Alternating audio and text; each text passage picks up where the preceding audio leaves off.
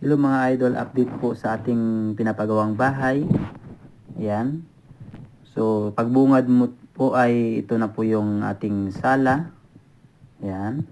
And sa kabila, ito po yung ating main kwarto. Ayan. Yan po yan mga idol. Meron siyang dalawang sliding door. Sa sala, isang sliding door. Tapos ito po yung ating CR. Yan po yung ating CR.